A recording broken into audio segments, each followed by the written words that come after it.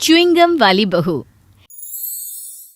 किसी जमाने में मलाइका का चेहरा काफी मोटा हुआ करता था, लेकिन उसकी फिटनेस ट्रेनर ने उसे सलाह दी, मलाइका, मेरी तरह अगर स्लिम चेहरे की चाह है तो तुम्हें मुंह में च्युइंगम चबाना होगा। ये एक तरह का एक्सरसाइज है, जितना च्युइंगम चबाओगी उतना पतला चेहरा पाओगी। बस फिर क्या था, मलाइका शुरू कर देती है च्युइंगम चबाना, और ऐसे ही एक दिन च्युइंगम चबाते चबाते मलाइका की शादी अर्जुन से हो जाती है। क्या बात है मलाइका, तुम बहुत ही परफेक्ट हो। वैसे क्या क्या शौक है तुम्हारे? मुझे फिट रहना पसंद है। वैसे शौक तो कुछ खास नहीं, जिम करना, रनिंग, स्किन केयर। वो तो तुमको देखकर ही लगता है बीवी का इंटरव्यू चल रहा है, तो हम भी तो जाने अपनी बहू रानी के शौक। क्यों नहीं, मैं क्या क्या कर लेती हूँ। मैं ना च्युइंगम फुलाकर इतना बड़ा गुब्बारा बना लेती हूँ, इतना बड़ा गुब्बारा बना लेती हूँ कि कोई नहीं बना सकता। सास जो थोड़ा ऊंचा सुनती है, समझ नहीं पाती कि बहू क्या बोल रही है। मलाइका बहू बड़ा सा गुब्बारा फुला देती है। हाँ ठीक है, बस करो अब, ठीक है। वैसे पता नहीं चला तुम्हारे मुंह में च्युइंगम था। वो तो मेरे मुंह में हर वक्त रहता है। अरे बेटा, ये कैसा शौक है, च्युइंगम की गुब्बारे फुलाने वाला? अब शौक है अपने अपने माँ जी, क्या कहना। और सुनाओ माँ जी। बस बेटा, मैं अपने बारे में क्या बोलूं। अच्छा खाना बनाना और कम बोलने वाली बहू की तलाश थी मुझे। हाँ, फिर तो अब सही जगह है माँ जी। मुझे ज्यादा बोलने का शौक भी नहीं है। सास जो ऊंचा सुनती थी। क्या तौलने का शौक नहीं है? नहीं, बहू कम बोलने वाली बहू बोला मैंने। माँ जाओ कमरे में, वो कम ही बोलेगी, मैं समझा देता हूँ। जाओ कमरे में, वो कम ही बोलेगी, मैं समझा दूंगा। बेटा जब जोर से बोलता है तब माँ की समझ में आता है। हाँ बेटा, समझा देना, जा रही हूँ मैं। माँ वहाँ से चली जाती है, लेकिन मलाइका का च्युइंगम चबाना खत्म ही नहीं होता। अगले रोज मलाइका किचन में काम कर रही होती है और आदत के अनुसार च्युइंगम चबा रही होती है। सास को लगता है कि बहू कुछ बोल रही है। क्या बोल रही हो? आवाज क्यों नहीं आ रही? नहीं, मैं क्या बोल रही हूँ, कुछ भी तो नहीं। सास पूजा करने लग जाती है, लेकिन उसकी नजर बहू पर ही होती है जो च्युइंगम चबा रही होती है। लेकिन ऐसा लगता है कि वो कुछ बोल भी रही है। अरे क्या बड़बड़ कर रही है, जरा जोर से बोलना, फिर जवाब देती हूँ। अरे यार, इससे क्या हो गया, चुपचाप पूजा भी नहीं की जा रही इससे। बहू सास के पास जाती है। क्या हो गया, क्या बड़बड़ा रही है? मैंने तो कुछ बोला ही नहीं। देख रही हूँ मुंह चल रहा है तेरा कब से, पर आवाज नहीं आ रही, वो अलग बात है।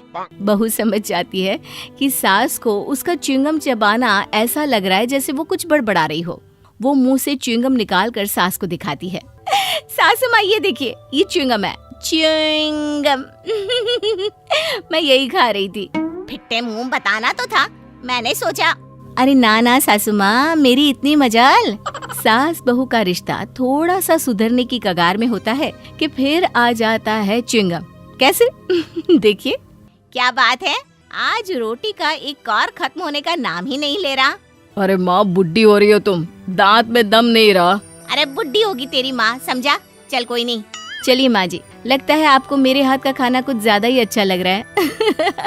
कोई बात नहीं, सुबह मिलते हैं यहीं। बेटा बहू खाना खाकर कमरे में चले जाते हैं, लेकिन सास रोटी चबाए जाती है। थोड़ी देर बाद सास देखती है कि वो रोटी के साथ च्युइंगम भी चबाए चली जा रही है। अब उसे आता है गुस्सा। वो समझ जाती है कि बहू की च्युइंगम आटे में गिर गई होगी और बहू ने उसी की रोटी बना दी। अगले दिन, सुन बहू, साफ साफ बोल देती हूँ, किचन में च्युइंगम चबाया तो घर से बाहर निकाल दूंगी। अरे वाह जी वाह, ये क्या शर्त हुई? तेरे किचन में रहने के कारण कल मेरे हिस्से में च्युइंगम की रोटी आ गई थी। माँ जी, ये तो अच्छा आइडिया है। अब मैं भी च्युइंगम को किसी अनाज या सब्जी के साथ मिलाकर खाऊंगी। वो क्या है ना, हेल्थ के लिए भी अच्छा और गालों की एक्सरसाइज के लिए भी अच्छा। फिर एक दिन, माँ जी चलिए ना, कमला ताई के घर होकर आते हैं। ना बहू ना, वो दिमाग बहुत खराब करती है। मुझे तो उसके पास एक पल बैठने का मन नहीं करता। मैं नहीं जाऊंगी, बड़ी है तो हमेशा ताने ही देती रहती है। ना बाबा ना। पर माँ जी, उनके घर जाना जरूरी है। वो याद है ना, उनका शगुन जो मेरी माँ ने दिया था, वो उन्हें देना भी तो है। सास बहू तैयार होकर कमला के घर चले जाते हैं। कमला यानी सास की जेठानी। आ गई रूपवंती। वैसे तू तो बस नाम की रूपवंती है, ना शक्ल ना सूरत। अच्छा खासा देवर जी की शादी मेरी चाची के बहन शिमला से हो रही थी। क्या कर सकते हैं, बैठो अब। तो कैसे सास बहू की जोड़ी का मेरे घर आना हुआ? ताई जी, वो मेरी माँ ने आपके लिए शगुन भेजा था, वही देने आए हैं। ला ला, तेरी सास तो कभी एक रुमाल भी नहीं देती। दिखा तेरी माँ ने क्या दिया है। जेठानी की बात सुन सुनकर सास का दिमाग खराब हो रहा था। देख ऐसे देते हैं शगुन, सीख बहू से। तेरे यहाँ से तो पूरी जिंदगी कुछ नहीं आया। अरे बस करिए ना दीदी, कैसी बात कर रही हैं बच्चों के सामने। अच्छा तो अकेले में करूं? मिलती तो है नहीं तू कि कभी अकेले में बात भी करूं। खैर जा जाकर किचन से पानी ले आ, मेहमान बनकर बैठ जाती है। सास जैसे ही उठने की कोशिश करती है, फिर से चेयर में बैठ जाती है। सास देखती है कि उसकी साड़ी तो च्युइंगम में फंस गई है।